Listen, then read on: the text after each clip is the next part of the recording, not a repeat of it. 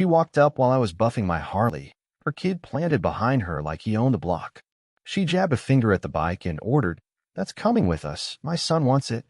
"Give me the keys." For a beat I thought she was kidding, but she was stone-faced.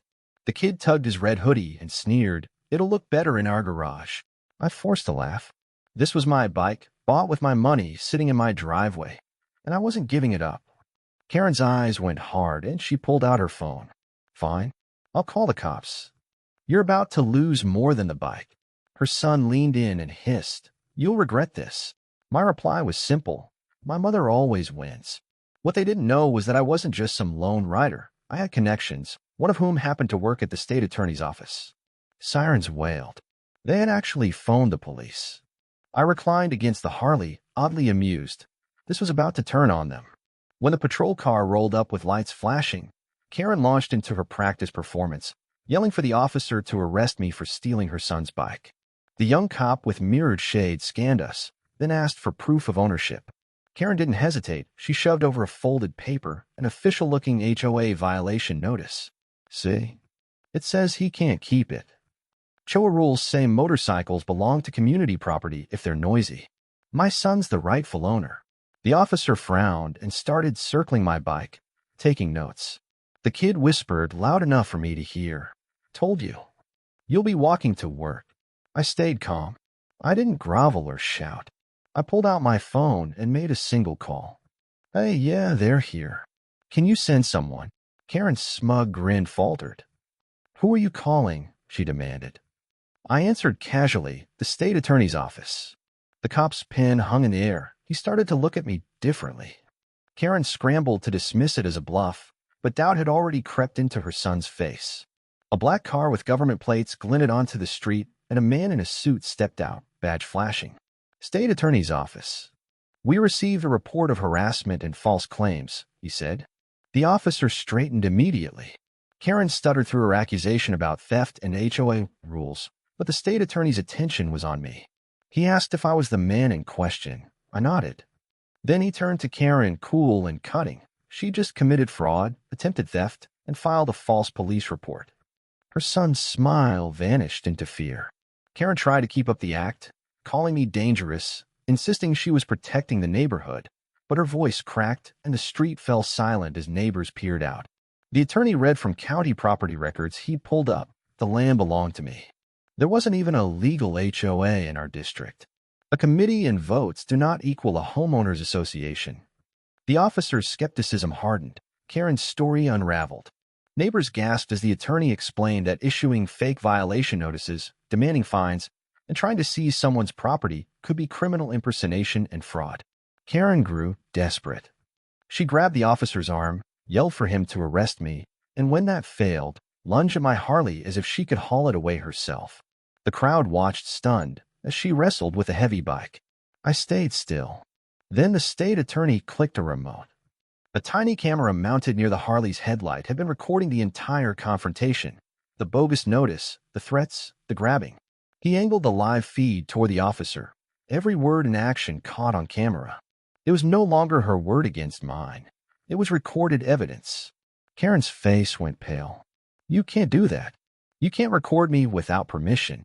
The attorney's smile was sharp. "On private property? We absolutely can. And this footage is going straight into the case file." Her son stepped back, whispering, "Mom, we're screwed." For the first time, Karen's voice broke with desperation. "No, this is my neighborhood. I control it. He doesn't belong here." But the facade had crumbled, her empire of lies collapsing in front of everyone. The officer had had enough. He pulled out his cuffs. "Ma'am, you're under arrest for filing a false police report, attempted theft, and obstruction." Hands behind her back. Karen froze, eyes wide. You can't arrest me. I am the law here." She clung to her son's arm. Tell him we run this place." But the boy's confidence was gone. "Mom, maybe we should stop. This isn't working." By now, neighbors who had been peeking from windows were outside, phones raised, recording. Someone muttered, "About time someone stopped her." Another added, "She's been tormenting us for years." Karen's face twisted. "Ungrateful cowards. I protected you." I kept this place in order, and this biker trash destroyed it all. I stood steady beside my Harley, meeting her glare with calm she couldn't touch. No, Karen, you destroyed yourself. I just refused to bow. The attorney gestured to the officer. Book her, and make sure this footage goes straight to the DA. As the cuffs snapped shut, Karen shrieked, thrashing. This isn't over. I'll sue all of you. I'll get this street condemned. But her son didn't lift a finger to help.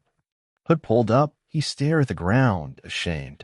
The self-proclaimed queen of the neighborhood was now nothing more than a criminal in front of her kingdom.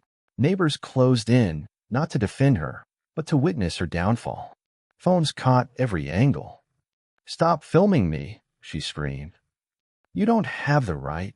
One man called back, you didn't care about rights when you towed my truck. A woman added, or when you find me for my kid's basketball hoop. The officer pushed her toward the cruiser.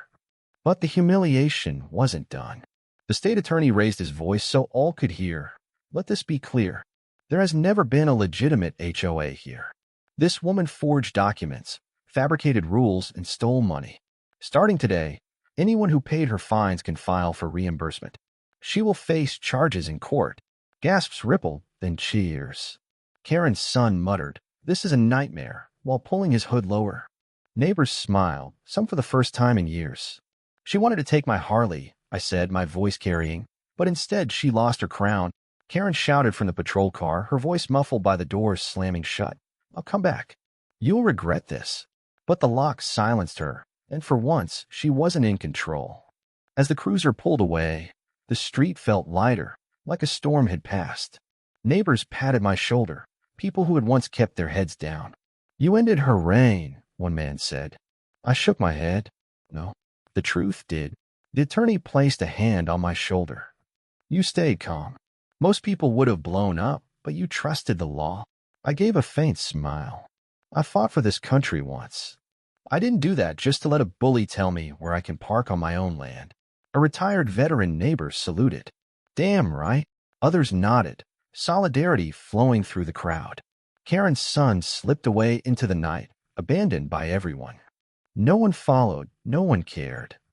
The neighbors slowly dispersed, talking about freedom, justice, and how it finally felt good to breathe in their own homes again.